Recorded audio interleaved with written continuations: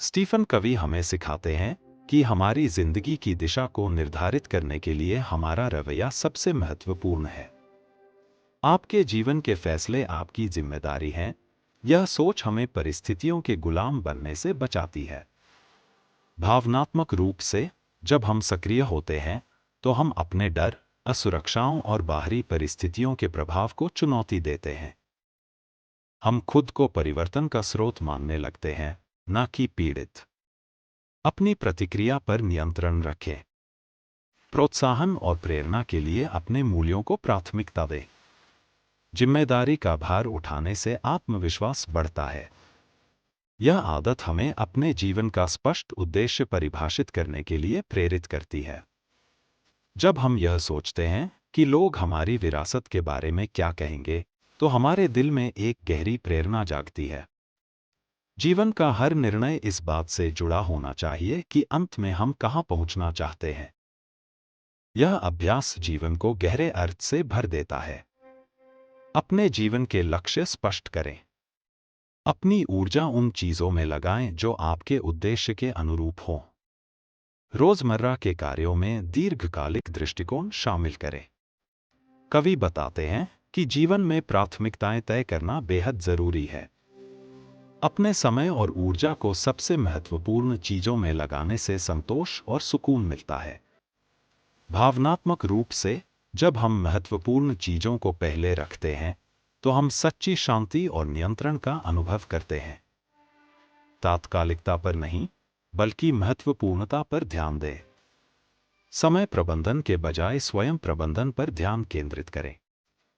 ना कहना सीखें ताकि आप अपने लक्ष्यों पर फोकस कर सकें।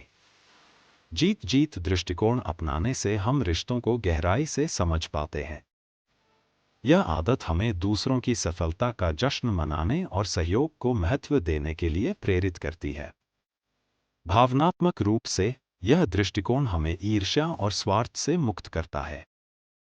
यह हमारी आत्मा को करुणा और सहानुभूति से भर देता है। जीवन को प्रतिस्पर्धा के बजाय सहयोग के रूप में देखें। रिश्तों को लंबी अवधि के निवेश की तरह समझें। विश्वास और आपसी लाभ के आधार पर निर्णय लें। कवि के अनुसार गहराई से सुनने की क्षमता रिश्तों में क्रांति ला सकती है। जब हम दूसरों की बात को बिना किसी निर्णय या प्रतिक्रिया के सुनते हैं तो उनके दिल में भरोसा जगता है। भावनात्मक रूप से यह आदत हमारे भीतर दया और धैर्य पैदा करती है, जिससे रिश्ते और भी मजबूत होते हैं। दूसरों की बात को उनके दृष्टिकोण से समझने की कोशिश करें। सहानुभूति से सुनना संचार को प्रभावी बनाता है। सही समझ के बिना संवाद अधूरा रहता है। कवि बताते हैं कि जब लोग मिलकर काम करते हैं तो उनकी सामूहिक ऊर्जा अद्भुत परिणाम दे सकती है। सहयोग से न केवल बेहतर समाधान निकलते हैं, बल्कि यह भावनात्मक रूप से भी संतोषजनक होता है। भावनात्मक रूप से यह आदत रचनात्मकता और सामूहिक बुद्धिमत्ता का अनुभव कराती है। विभिन्न दृष्टिकोणों को स्वीकारें। टीम वर्क से नई संभावनाएं पैदा होती हैं। दूसरों की ताकतों को पूरक माने, प्रतिस्पर्धा नहीं। कवि कहते हैं कि खुद की देखभाल करना हमारी सफलता का आधार है। मानसिक, शारीरिक, सामाजिक और आत्मिक विकास के लिए समय निकालने से हमारे भीतर नया जोश भरता है। भावनात्मक रूप से यह आदत हमें सिखाती है कि खुद को खोने के बजाय खुद को सुदृढ़ करना जरूरी है। नियमित रूप से आत्मनवीनीकरण करें।